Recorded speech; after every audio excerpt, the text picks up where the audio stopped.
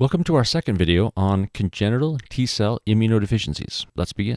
In this lecture, we will cover Job syndrome, IPEX syndrome, and chronic mucocutaneous candidiasis.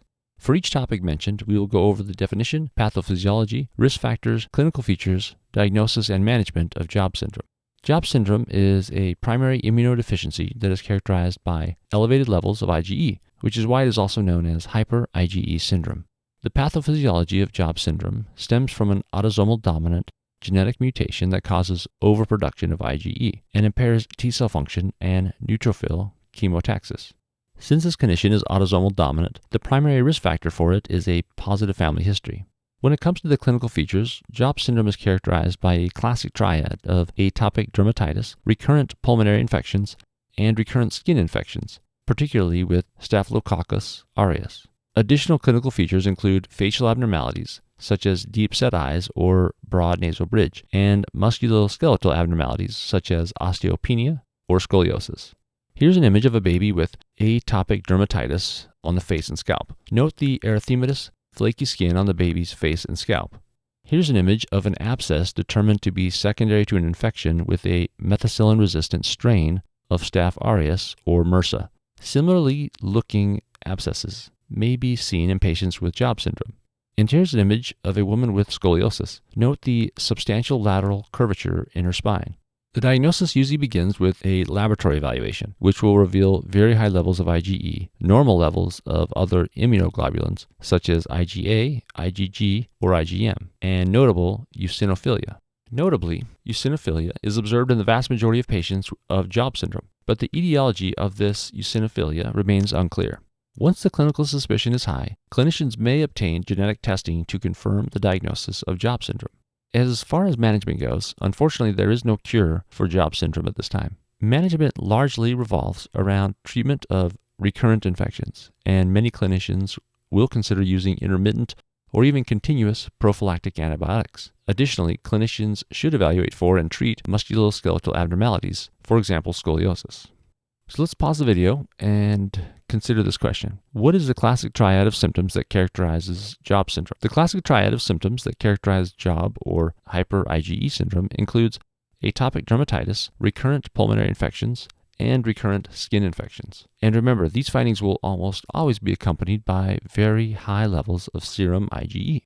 Let's discuss IPEX syndrome next. IPEX syndrome is an immunodeficiency syndrome characterized by immune dysregulation, polyendocrinopathy, enteropathy, and X-linked inheritance.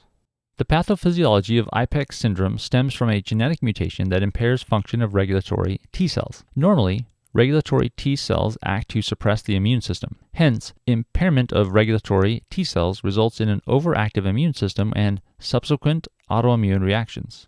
The primary risk factor for IPEX syndrome is male sex, as this condition is characterized by X-linked inheritance.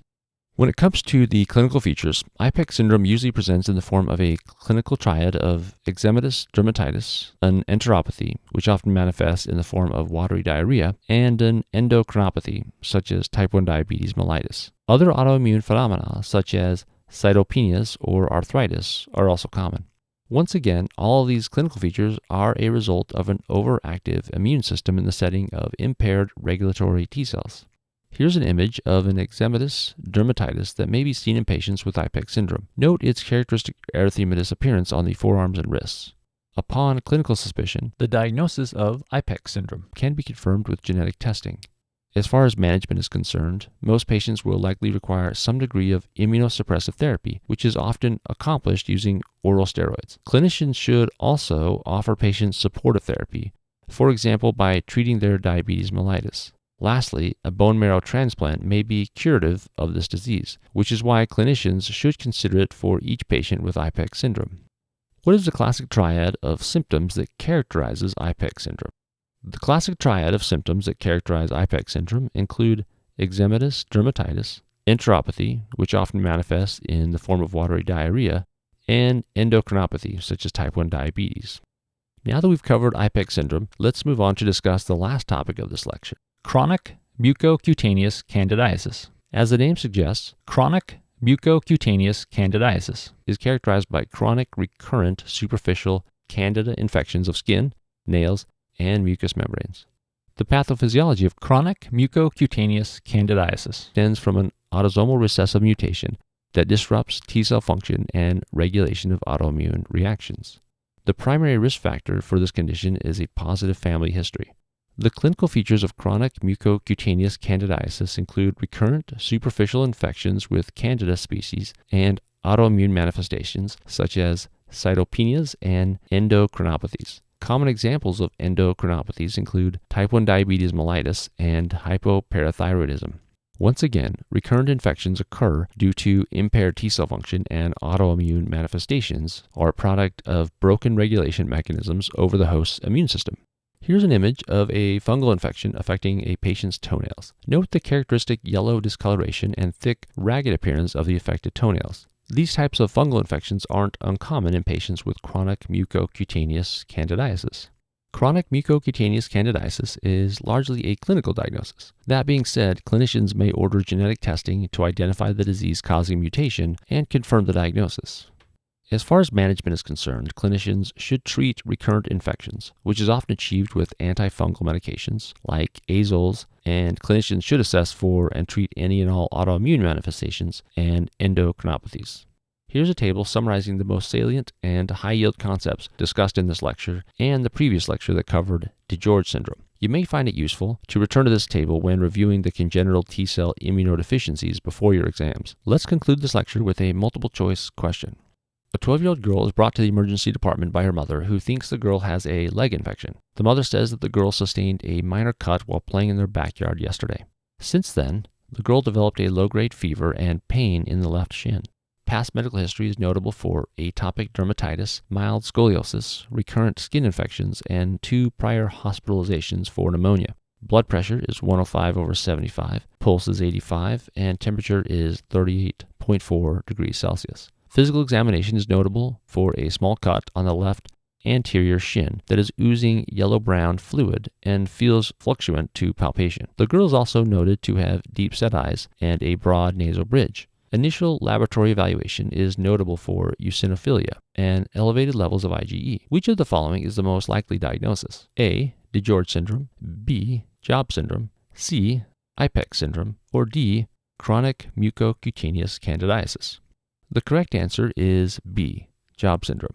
Recall from this slide that Job syndrome is characterized by a classic triad of atopic dermatitis, recurrent pulmonary infections, and recurrent skin infections, and that patients with this disorder may also develop facial abnormalities such as deep-set eyes and broad nasal bridge, and musculoskeletal abnormalities like scoliosis. And then recall from this slide that the laboratory evaluation of patients with Job syndrome may reveal very high levels of IgE as well as eosinophilia. Now let's re-examine this clinical vignette one more time with those details in mind. This 12-year-old girl has a history of atopic dermatitis, scoliosis, recurrent skin infections, and prior hospitalizations for pneumonia. During the examination, she is noted to have a fever of 38.4 degrees Celsius and a cut on the left anterior shin that is oozing yellow-brown fluid, which is pus, and feels fluctuant to palpation, which suggests that the girl may have developed an abscess. Lastly, her labs are notable for eosinophilia and elevated levels of IgE. All of these key clinical features are consistent with Job syndrome, or hyper-IgE syndrome, which is why option B is the correct answer. Option A, DiGeorge syndrome, is unlikely because DiGeorge syndrome is not commonly associated with atopic dermatitis, scoliosis, or elevated levels of IgE. Option C, IPEX syndrome, is unlikely because IPEX syndrome is not commonly associated with facial abnormalities like deep-set eyes or elevated levels of IgE. Furthermore, IPEX syndrome is an X-linked recessive disorder, which makes it uncommon among girls. Lastly, option D,